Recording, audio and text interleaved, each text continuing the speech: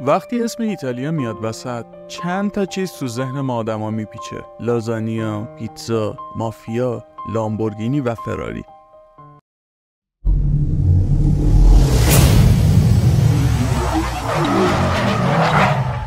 CBM تقدیم می‌کند. سلام، اسم من بنیامین و اینجا CBM. با من همراه باشید تا با برند فراری بیشتر آشنا بشید.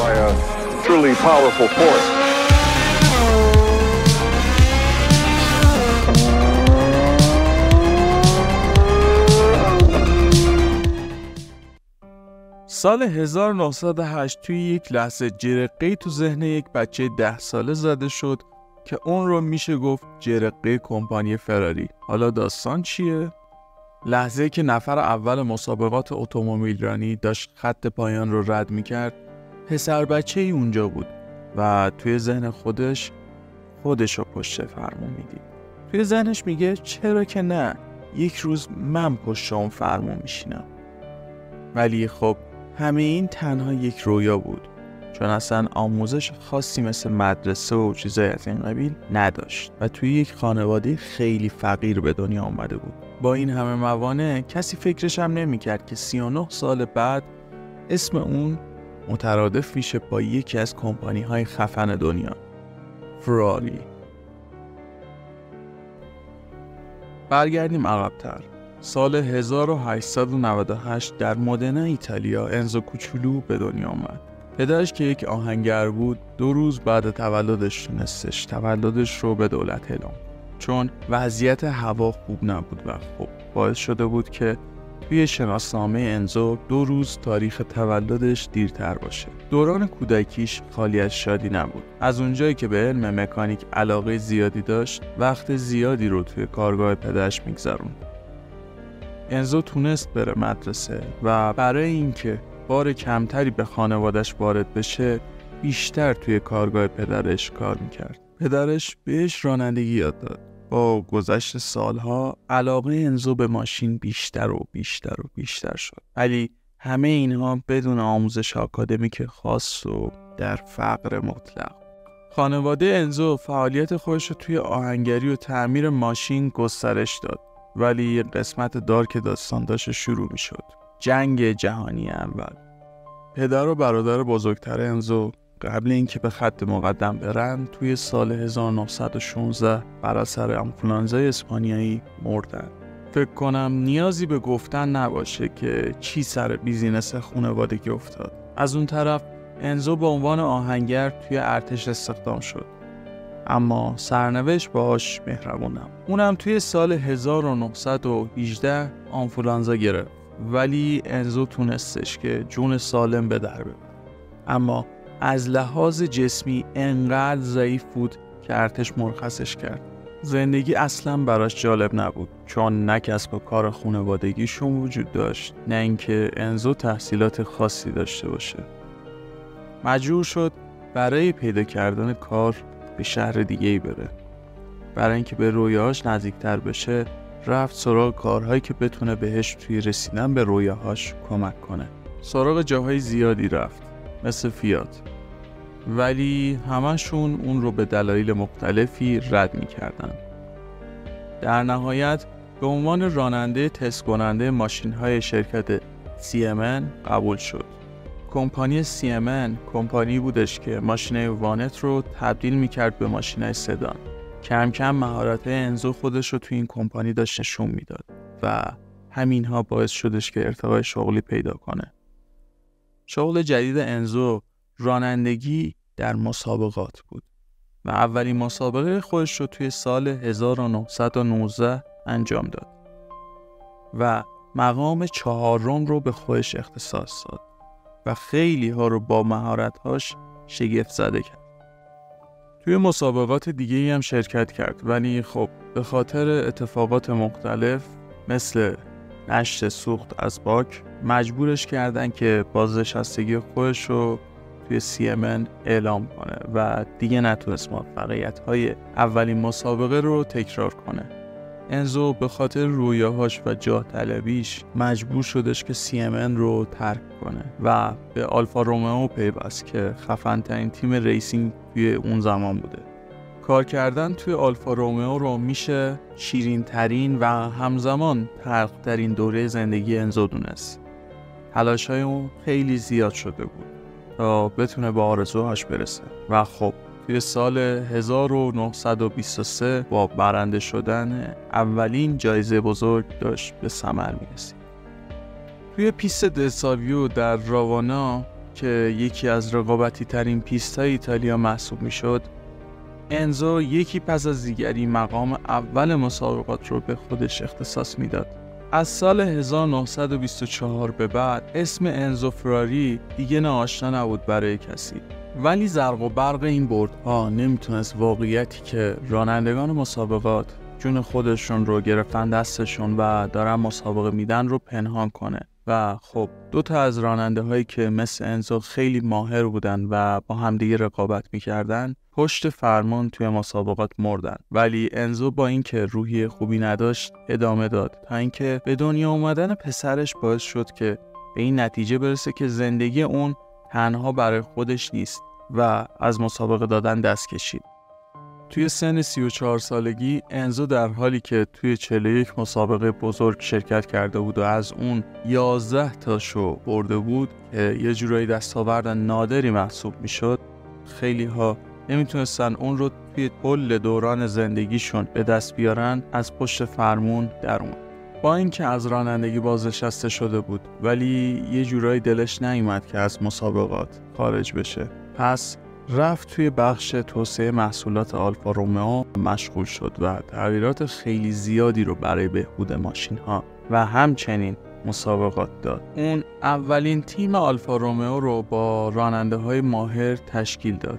توی سال 1929 که اولین تیم آلفا رومئو به وجود اومد، اسمش رو اسکودریا فراری گذاشت که به فارسی میشه فراری پایدار. این قضیه باعث جلب توجه تعداد زیادی از اسپانسرها شد. این اسپانسرها خیلی به این که برند فراری به وجود بیاد و برای خودش خودرو تولید کنه تاکید داشتن. مادر یکی از خلبان‌های ایتالیایی که توی جنگ جهانی کشته شده بود به انزو اجازه داد که لوگویی که پسرش روی هواپیما میذاشت رو بذاره روی فراری. اینطوری شد که لوگوی اسب سرکش ایتالیایی روی این برند نقش بست. رنگ زرد هم از شهری که متولد شده بود که همون مودنا بود به لوگو اضافه شد. لوگوهای آلفا رومئو جای خودشون رو به لوگوهای فراری دادن.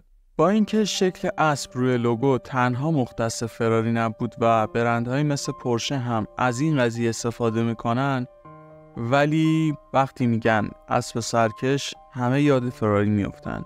با اینکه موفقیت‌های خوبی رو داشتن تجربه میکردن، اسپانسرها با مشکلات مالی روبرو شدن و توی سال 1933 همکاری خودشون رو قطع کردن. تیم شروع کرد به این که هرچی تو چنته داره رو نشون بده و سخت‌ترین کاری که میتونستن انجام بدن رو توی سال 1935 انجام دادن. پیروزی در مقابل آلمانی ها. حالا میپرسین چرا سخت‌ترین؟ چون آلمانی ها به لحاظ فنی خیلی برتری داشتن. علیرغم تلاش ها تیم توی سال 1937 منحل شد. پس فراری برگشت به کارخونه آلفا رومئو، ولی آلفا رومئو میخواستش که در آینده همون تیم رو با همون نام احیا کنه.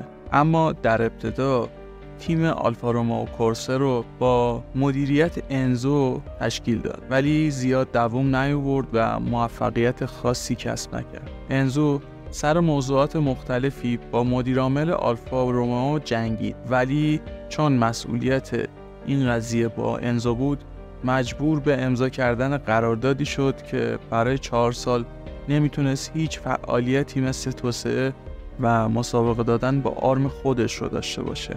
با پولی که این قرارداد سمت انزو فرستاد، انزو برای خودش شرکتی تأسیس کرد، اتو آویانی کانستراتزیانی. اتو آویانی قطعات خودرو تولید میکرد و خود انزو هم ماشین‌هایی رو طراحی میکرد که بقیه راننده‌ها باهاش مسابقه بدن.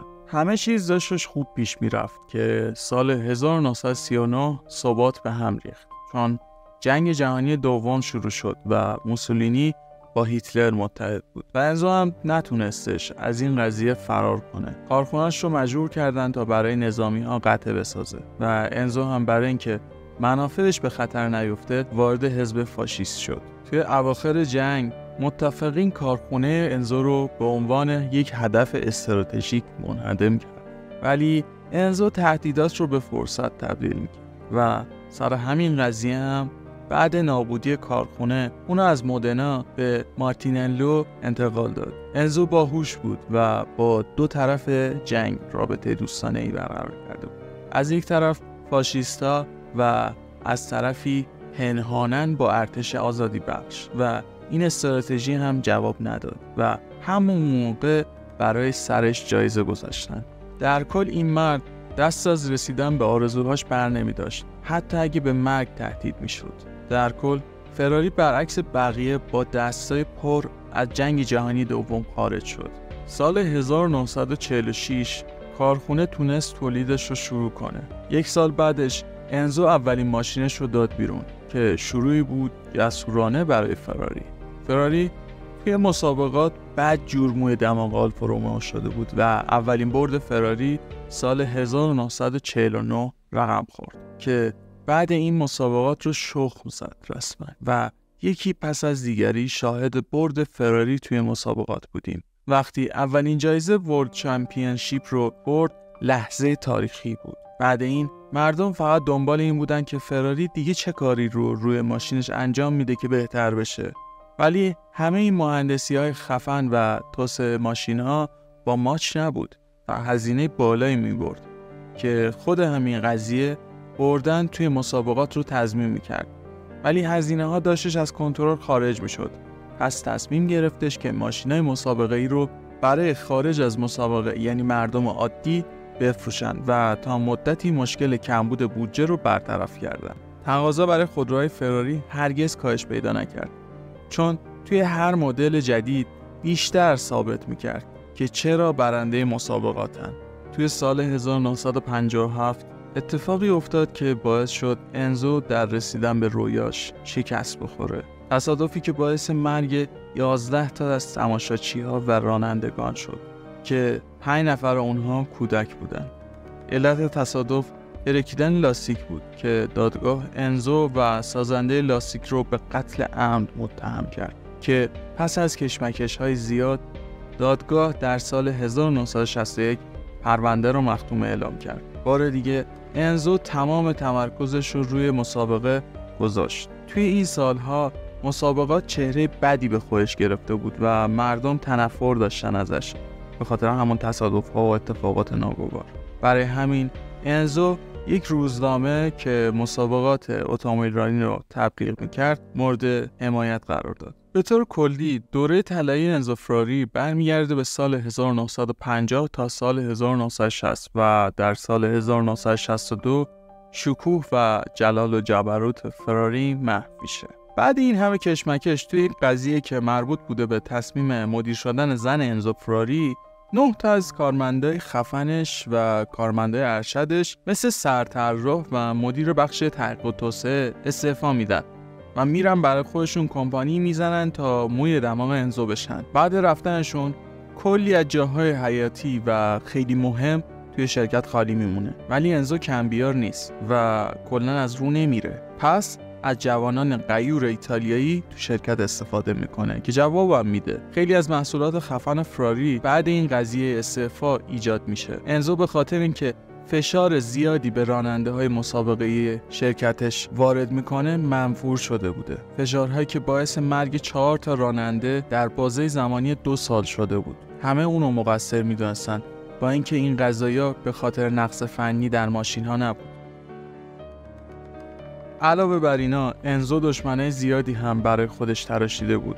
آدمای خیلی قدرتمند مثل هنری فورد دوم که توی فیلم فورد بر علیه فراری یک تیکه هایشو هم میبینیم. حتی این کاراش باعث به وجود اومدن برندهای عالی مثل لامبورگینی شد که اینجا باید بگم که خود من طرفدار لامبورگینی ام. مشکلات مالی کمپانی زیاد شده بود. با اینکه ماشینای مختلفی رو داده بودن بازار، ولی نتونسته بودن مشکلات رو حل کنن. قوانین جدیدی هم که به عنوان استاندارد گذاشته بودن بدجور پاپیچ عرضه خودروهای جدید میشد. انزو سر فروش کمپانی با شرکت فورد یک جلسه گذاشت که لحظه آخر انزو معامله رو به هم زد و کمپانی رو به فیات فروخت. همون فیاتی که بهش کار نداده بودن. اولش کمی از سهامش رو به فیات فروخت، ولی در سال 1969 نصف کمپانی رو به فیات فروخت و تمام پول رو صرف آخرین پروژه های خودش کرد. آخرین پروژه فراری